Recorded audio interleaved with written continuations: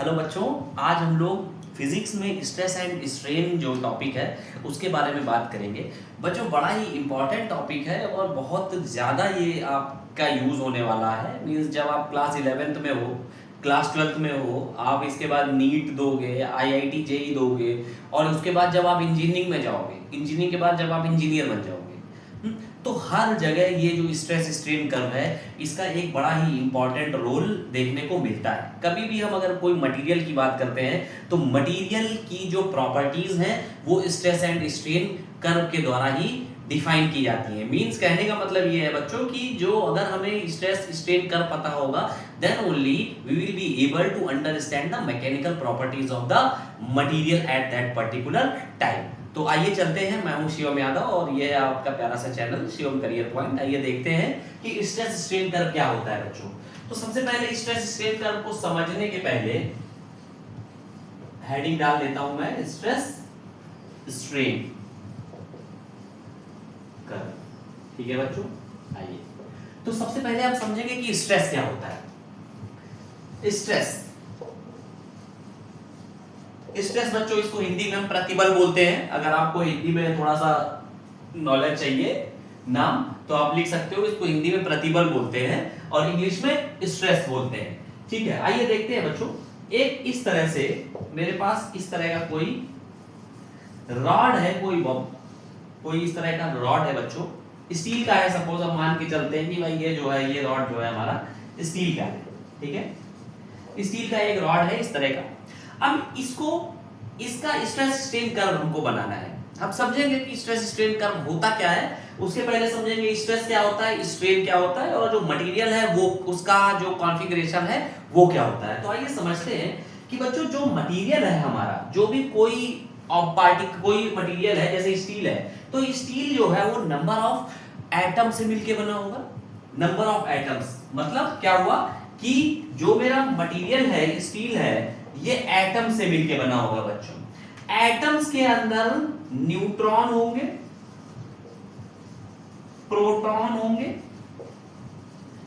ठीक है बच्चों, न्यूट्रॉन और प्रोटॉन जो है ये मेरा न्यूक्लियस के अंदर होता है। ये आपको पता होना चाहिए, पता होगा कि जो न्यूक्लियस है हमारा, जो कोई एटम है, एटम का जो न्यूक्लियस है बच्चों, उस न्यूक्लियस के अंदर न्यूट्रॉन और प्रोटॉन जो है वो इस तरह से होते हैं। ये न्यूट्रॉन हो गया और ये प्रोटॉन हो गया, ये हमारा जो है वो न्यूक्लियस हो गया।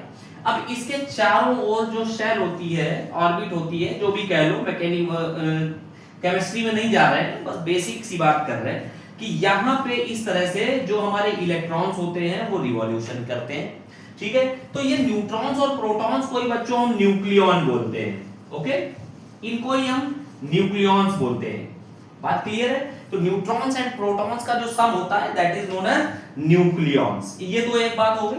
और इसके बाद दूसरा क्या है कि इलेक्ट्रॉन्स भी होते हैं जो शेल में जो है वो रोटेशन करते हैं, यहाँ पे इस तरह से घूमते हैं। तो इनका जो न्यूट्रॉन प्रोटॉन का एक दूसरे के प्रति इंटरेक्शन है, फिर इलेक्ट्रॉन का न्यूट्रॉन और प्रोटॉन के प्रति जो इंटरेक्शन है, इस इंटरेक्शन के माध्यम से ही ये जो एटम है ये सस्टेन करता है। इनके जो फोर्सेस हैं, इनके फोर्सेस जो हैं बच्चों, इनका इसके लिए, इसका इसके लिए और इसका इलेक्ट्रॉन का न्यूट्रॉन प्रोटॉन के लिए इंडिविजुअल जो फोर्सेस हैं, उन फोर्सेस की वजह से बच्चों ये जो एटम है, ये एटम हमारा लाइव है, जिंदा है। ठीक है बात? तो कहने का मतलब क्या हुआ कि हमने देखा कि जो एटम है, एटम में न्यूट्रॉन प्रोटॉन होते हैं, इलेक्ट्रॉन होते हैं और जो इंटरेक्शन होता है, उस इंटरेक्शन की वजह से ये जो एटम है ये सस्टेन करता है, ये जिंदा रहता है। बात क्लियर है? अभी ऐसे ही मल्टीपल इनफाइनाइट नंबर ऑफ बहुत सारे एटम्स होते हैं बच्चों जो आपस में एक दूसरे से जुड़े हुए होते हैं और एक दूसरे से इंटरैक्ट करते हैं। डिफरेंट एटम्स, एक ही मटेरियल है, एक मटेरियल के जो अलग अलग एटम्स होंगे वो एटम्स एक दूसरे से इंटरैक्ट कर रहे होंगे। ठीक है, और जब वो एक दूसरे से इंटरैक्ट कर रहे होंगे तो वो क्या करेंगे, आपस में कुछ फोर्स होगा, कोई फोर्स सिस्टम होगा, उस फोर्स सिस्टम के द्वारा जुड़े होंगे। जैसे अगर हम जाए यहाँ पे तो इलेक्ट्रॉन प्रोटॉन इनके बीच में कोई फोर्स सिस्टम होगा, न्यूट्रॉन प्रोटॉन के बीच में भी कोई फोर्स हो सकता है लग रहा हो। तो उसी तरह से एटम्स के बीच में भी आपस में कुछ फोर्सेस लग रहे होंगे, जिन्होंने क्या किया होगा, नंबर ऑफ एटम्स मिलकर के मॉलिक्यूल बना रहे होंगे। ठीक है बच्चों, और इसके बाद जो कई सारे मॉलिक्यूल्स हैं उनके बीच में भी कुछ फोर्सेस जो हैं वो कोई इंटरेक्शन होगा, वो इंटरेक्शन काम कर रहा होगा। जैसे कि अभी मैंने यहां पे इलेक्ट्रॉन्स पे आया, मैं एटम्स पे आया, एटम्स से मैं जब मॉलिक्यूल पे गया बच्चों, बात समझिएगा, थोड़ा सा ये जो है ट्रिकी है बट बहुत बेसिक है, बेसिक अंडरस्टैंडिंग डेवलप करने के लिए जरूरी है।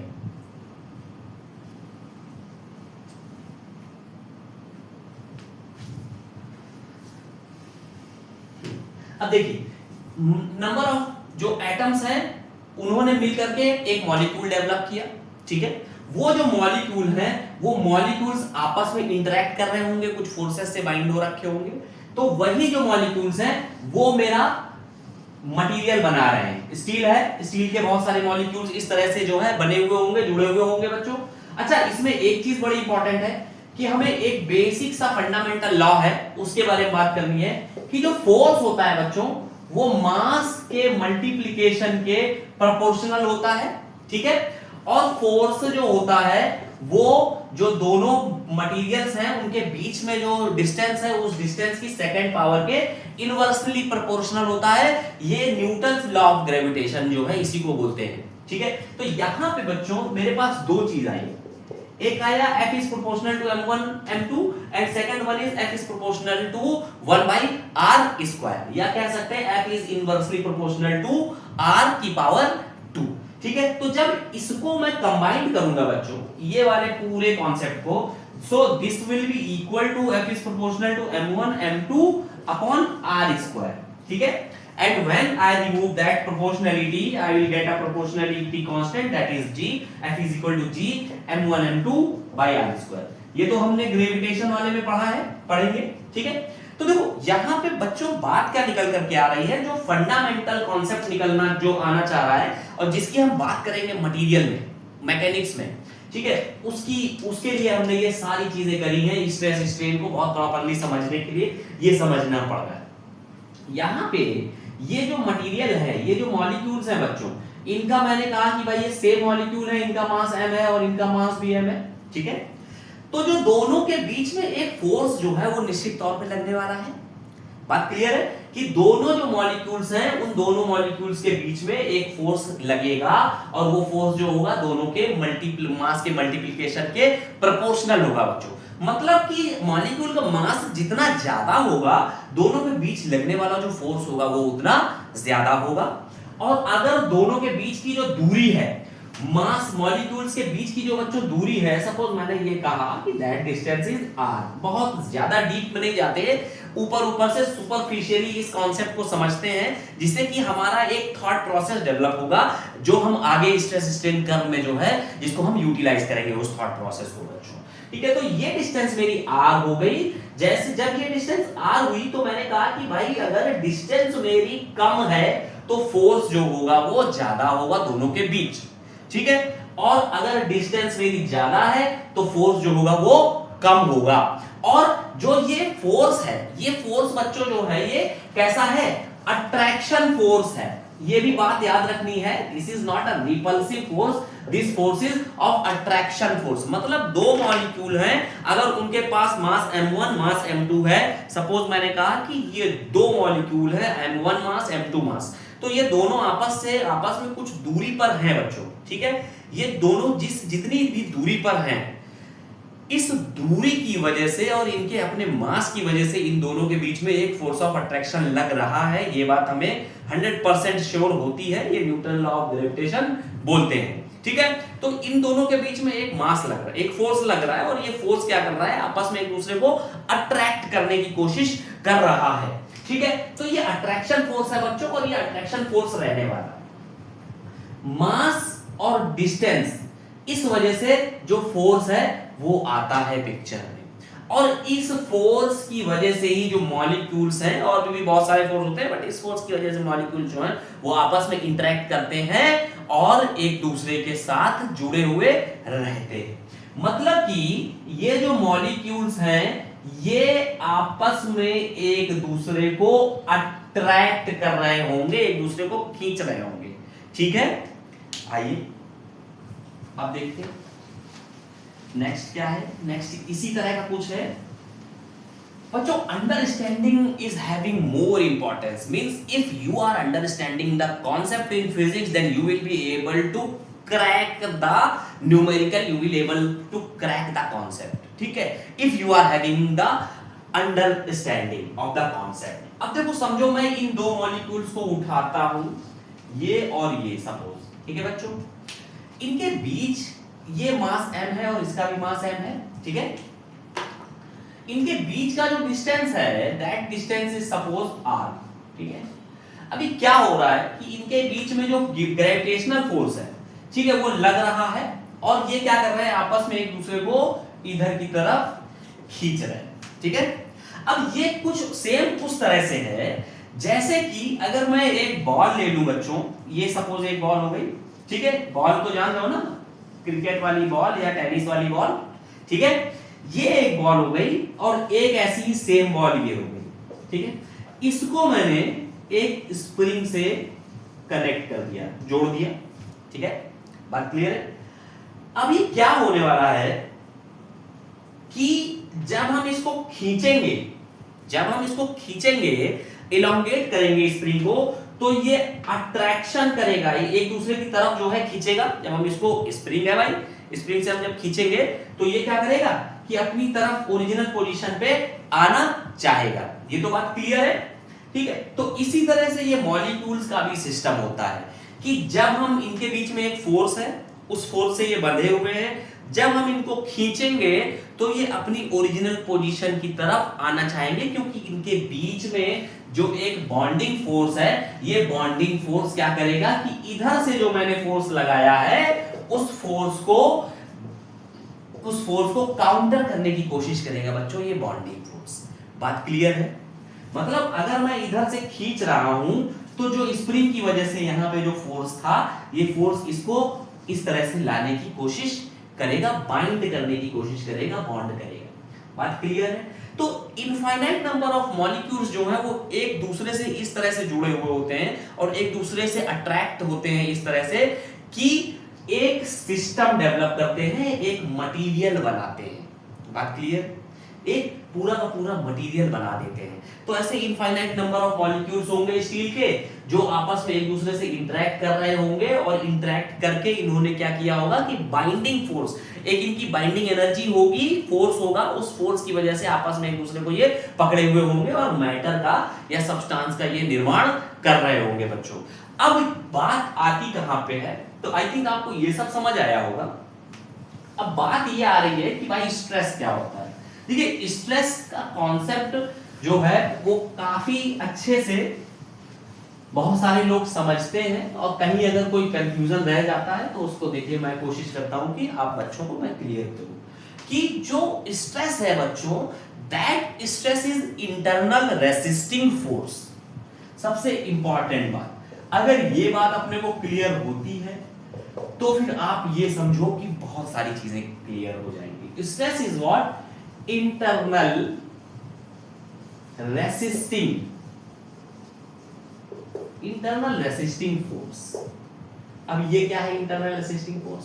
ये वही है जो अभी हमने समझा कि ये मेरा एक सिस्टम है, मास m है, दो बॉल है, ठीक है, ये दो बॉल हैं और इन दोनों बॉल को मैंने क्या किया है, एक स्प्रिंग से अटैच कर दिया इस तरह से, ठीक है, क्लियर? अभी हम दो बॉल लेकर के चल रहे हैं, बाकी बाद में हो सकता है और भी कुछ इसमें ऐड करें, ठीक। तो अब जब हम इसको खींचेंगे बच्चों, इसको इधर से खींचा इस वाले मास को और इस वाले मास को हमने इधर से खींचा फोर्स F लगा के, ठीक है, तो ये स्प्रिंग जो होगी मेरी, ये स्प्रिंग इस तरह से आगे बढ़ेगी, खींच जाएगी, इलॉन्गेशन हो जाएगा इसमें। और जब इसमें इलॉन्गेशन हो जाएगा बच्चों तो देखो क्या होने वाला है, इलॉन्गेशन हो गया, हम फोर्स इधर लगा रहे हैं, स्प्रिंग इस पूरे सिस्टम को अपोजिट डायरेक्शन में इधर की तरफ खींच रही है, ठीक है। दीज फोर्सेस फॉर मॉलिक्यूल्स, अगर मैं मॉलिक्यूल्स की, देखो ये बॉल सिस्टम है, ये एक सिस्टम मैंने लिया है एनालॉगस कि दो बॉल है स्प्रिंग लगा करके, ऐसे ही सेम जो मॉलिक्यूल वाला मेरा सिस्टम है वो भी काम करता है जिसकी हम लोगों ने बात की थी, ठीक है। तो यहां पे ये जब हम इसको खींच रहे हैं तो क्या हो रहा है कि इधर साइड जो स्प्रिंग में जो फोर्स आ रहा है वो मेरा एक तरह का रेसिस्टिंग फोर्स की तरह काम करेगा स्ट्रेस के कॉन्सेप्ट में। आप समझिए बात को, ठीक है? ये बात क्लियर है? अगर नहीं क्लियर है तो इसको थोड़ा सा और देखते हैं। अब देखिए बच्चों, अब मेरे पास एक सिस्टम है, इस तरह की एक रॉड है, ठीक है? Force F, okay? यहां पे मॉलिक्यूल है, 2 मॉलिक्यूल है सपोज, ठीक है? ये आपस में एक दूसरे से अटैच है, कनेक्ट है F फोर्स के माध्यम से, जो ग्रेविटेशन फोर्स होता है जिसकी अभी हमने बात की। तो इन दोनों मॉलिक्यूल्स को अगर हम मान लीजिए बड़ा करके दिखाते हैं, इस तरह से यहां उठा लेते हैं और बड़ा करके दिखाते हैं, ठीक है? तो इनके बीच में एक अट्रैक्शन फोर्स लग रहा होगा, इस तरह का F, जो बाइंडिंग फोर्स होगा, ठीक है? हम इधर की तरफ फोर्स कैपिटल F लगा रहे हैं, तो एक फोर्स हम लगा रहे हैं जो हमारा एक्सटर्नल फोर्स है, ठीक है बच्चों? ये कौन सा फोर्स है? This force is an external force we are applying on the body. हम बॉडी पे ये फोर्स बाहर से लगा रहे हैं, इसलिए ये जो फोर्स है मेरा, ये एक्सटर्नल फोर्स है। अभी क्या है कि बॉडी जो है ना, ये बहुत सारे मॉलिक्यूल से बनी है और बहुत सारे जो मॉलिक्यूल हैं उनके पास अपना एक बाइंडिंग फोर्स है, ठीक है? जो सिस्टम में रहता है ऑलरेडी। बहुत सारे मॉलिक्यूल्स का अपना एक जो बाइंडिंग फोर्स है बच्चों, ये जो बाइंडिंग फोर्स है ये इस फोर्स को अपोज करेगा। भाई यहां पे एक फोर्स लग रहा है, अब हमने एक्सटर्नल फोर्स लगाया बाहर की तरफ। जब हमने बाहर की तरफ फोर्स लगाया तो इनका जो इक्विलिब्रियम था, जो इन्होंने मेंटेन किया हुआ था इन मॉलिक्यूल्स ने इंटरैक्ट करके, वो इक्विलिब्रियम कहीं ना कहीं डिस्टर्ब होगा, ठीक है? तो हम फोर्स जब F लगाएंगे तो यहां पे जो इनके बीच का जो इंटरेक्शन है, ये जो फोर्स है जो ये अट्रैक्ट एक दूसरे को कर रहे हैं, ये खींचेगा, ठीक? अब इसको डिस्टर्ब ना हो इसके लिए बॉडी क्या करेगी? Body internal resisting forces develop करेगी, ठीक? और यही इंटरनल रेसिस्टिंग फोर्सेस जो होते हैं, यही हमारे स्ट्रेस को जन्म देते हैं। बात क्लियर है? आइए और समझते हैं।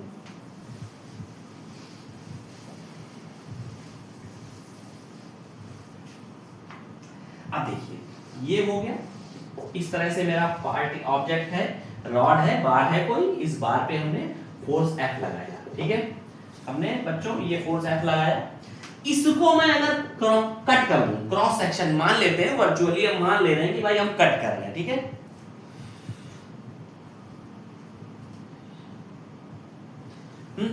इसको हम मान रहे हैं कि कट कर रहे हैं, इस तरह से बच्चों, ये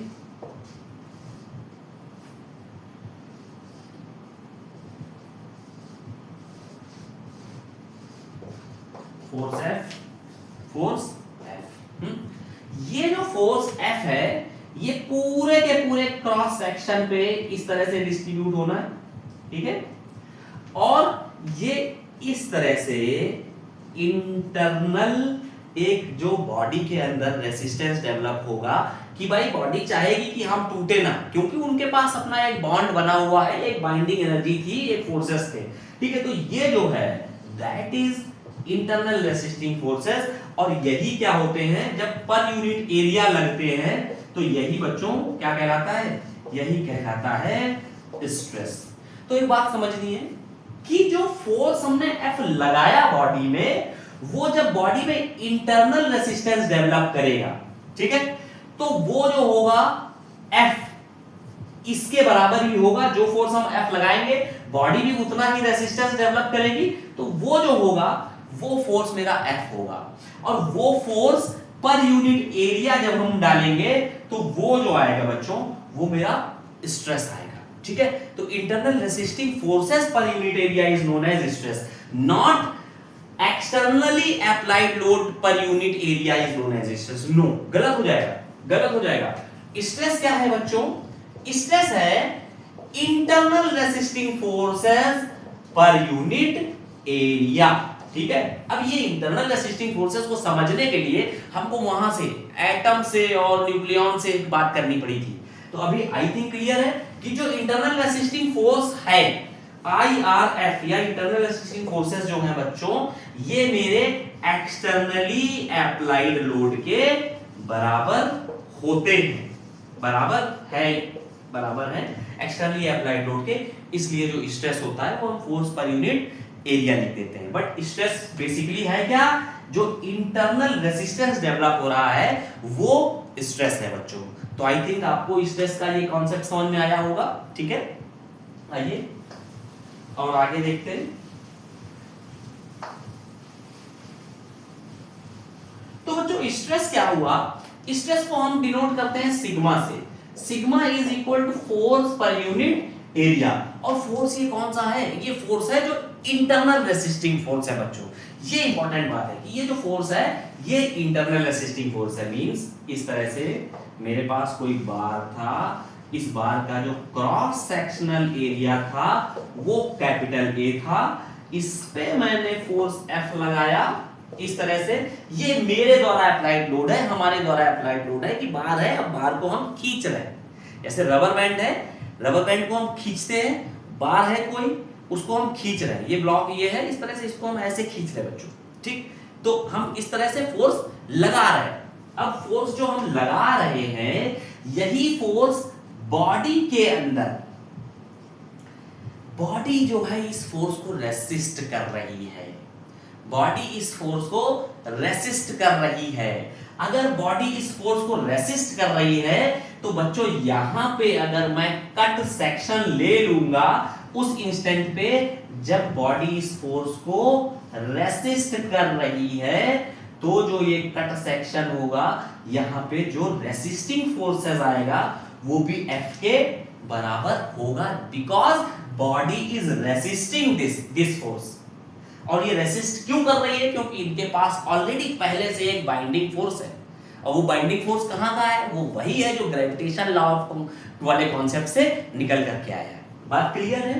तो ये बच्चों हो गया मेरा इंटरनल रेसिस्टिंग फोर्स। आया है फोर्स पर यूनिट एरिया।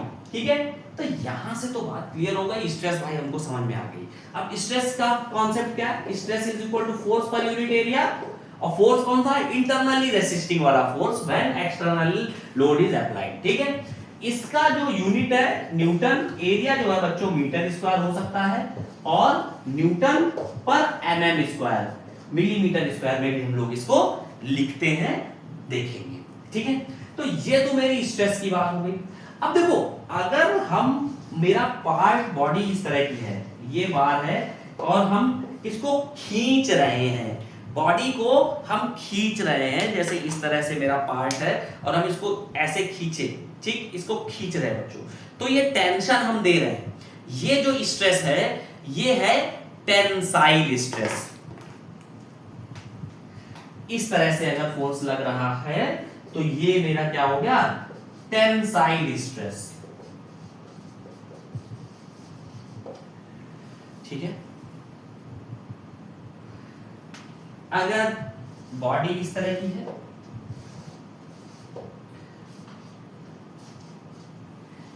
ये ठीक, फोर्स अब हम क्या कर रहे हैं, फोर्स ऐसा लगा रहे हैं कि हम बॉडी को दबा रहे हैं। जब हम बॉडी को दबा रहे हैं दोनों तरफ से, तो ये जो बच्चों हो गया, ये क्या हो गया मेरा, these stresses are compressive stresses।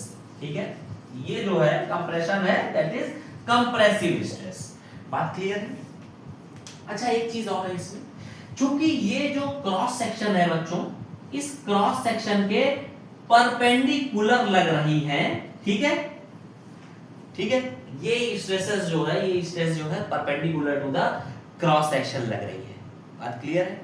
तो चलिए बात करेंगे, उसकी आगे बात करेंगे। अभी हम देख लेते हैं स्ट्रेस की, कि टेंसाइल स्ट्रेस और ये मेरा कंप्रेसिव स्ट्रेस हो गया। अब बच्चों इसमें एक दूसरा कॉन्सेप्ट आता है स्ट्रेन का, तो स्ट्रेन को देखेंगे। देखिए वीडियो थोड़ा सा हो सकता है बड़ा हो जाए, बट मेरा जो अल्टीमेट पर्पस या अल्टीमेट गोल है बच्चों, वो ये है कि जो कॉन्सेप्ट है, जो कॉन्सेप्ट की ब्यूटी है, रियलिटी ऑफ द कॉन्सेप्ट जो है वो आपको क्रिस्टल क्लियर हो जाए। अगर वो क्लियर हो जाएगा तो फिर हमारा जो ये आज का एक्सरसाइज है, जो ये हमारा वीडियो मेकिंग की एक्सरसाइज है, आप तक जो पहुंच रही है वो सक्सेस हो जाएगी, नो इश्यूज, फिर हमें कोई लोड नहीं। अभी देखो स्ट्रेस हो गया, अभी बच्चों नया एक टर्म जो आ रहा है वो आ रहा है स्ट्रेन।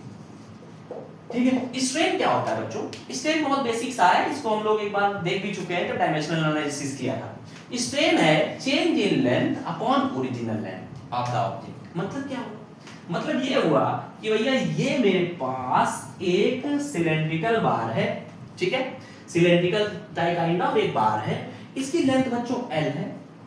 जब हमने इस पे फोर्स लगाया तो फोर्स लगा रहे हैं, फोर्स लगाते लगाते देख रहे हैं फोर्स लगा रहे हैं, हम खींच रहे हैं, तो ये क्या हो रहा है, इसकी लेंथ बढ़ रही है, इसकी लेंथ में इंक्रीमेंट हो रहा है। इसकी लेंथ में इंक्रीमेंट क्यों हो रहा है? इसकी लेंथ में इंक्रीमेंट इसलिए हो रहा है कि भैया यहाँ पे हम फोर्स लगा रहे थे, ठीक है, जब हम फोर्स लगा रहे थे तो बीच के जो मॉलिक्यूल्स थे उन्होंने रेसिस्ट तो किया, लेकिन उसके बाद भी हम फोर्स बढ़ाते जा रहे हैं, तो वो क्या हो गया कि थोड़ा सा रेसिस्ट इन्होंने अपनी अधिकतम क्षमता के साथ किया, उसके बाद ये सेटल हो गए, थोड़ा सा दूर हो गए माइक्रो लेवल पे अगर बात करें तो, ठीक। तो क्या हुआ, टोटल सारे मॉलिक्यूल्स में कुछ डिस्टेंस जो है वो डेवलप हुई और टोटल एक्यूमुलेट होकर के टोटल लेंथ मैं मान के चल रहा हूं कि भाई ये जो है कैसा हो गया, ये ऐसा हो गया, मतलब इसकी लेंथ और बढ़ गई बच्चों, ठीक है, इस पूरे बार की लेंथ मेरी और बढ़ गई।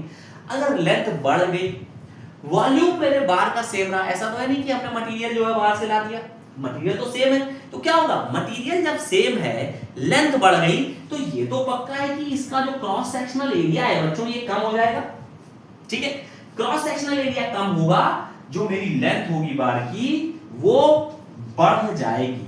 मैंने कहा कितनी बढ़ गई, L थी पहले, डेल्टा L और बढ़ गई, तो फाइनल जो लेंथ हो गई वो हो गई L प्लस डेल्टा L। तो स्ट्रेन क्या होता है, change in length, change in length मतलब L final minus L initial. L final कितनी है बच्चों, L plus delta L। L initial कितनी थी, L थी अपॉन ओरिजिनल में, ओरिजिनल कितनी L है, तो ये L minus L cancel out हो जाएगा, that would be equal to delta L upon L। तो डेल्टा L अपॉन L जो आया बच्चों वो आ गया स्ट्रेन, ठीक, स्ट्रेन आया। स्ट्रेन की देखो डायमेंशन क्या है, सॉरी फॉर्मूला क्या है, ये यूनिट, लेंथ mm में, ये भी लेंथ सपोज mm में, ठीक है, तो mm या मीटर मीटर जो भी हो कैंसिल आउट हो जाएगा, तो इसमें कोई यूनिट नहीं आएगी, जो स्ट्रेन है ये यूनिट लेस है, ठीक है बच्चों। तो दो चीजें तो क्लियर हो गई मेरी, एक हो गया कि भाई स्ट्रेन स्ट्रेस क्या है, और एक हो गया स्ट्रेन क्या है। अब ये स्ट्रेस और स्ट्रेन जब हमें क्लियर हुआ है, तो इसके बाद जो नेक्स्ट टॉपिक आता है वो आता है बच्चों Hooke's law and stress strain curve, Hooke's law and stress strain curve. तो बात करेंगे जो हमारा नेक्स्ट जो वीडियो होगा, इस वीडियो में देखो बच्चों हमने बहुत विधिवत स्ट्रेस और स्ट्रेन समझा है, ठीक है, मैंने स्ट्रेस को ज्यादा टाइम दिया है, स्ट्रेन को थोड़ा सा कम टाइम दिया है, क्योंकि मुझे पता है कि आपको वो चीज समझ में आ रही है, ठीक है। अभी हम लोग जो नेक्स्ट जो मेरा होगा टॉपिक वो होगा stress strain curve sigma epsilon. Strain को बच्चों हम एप्सिलॉन से डिनोट करते हैं, epsilon is equal to change in length upon original length, stress strain curve, ठीक है।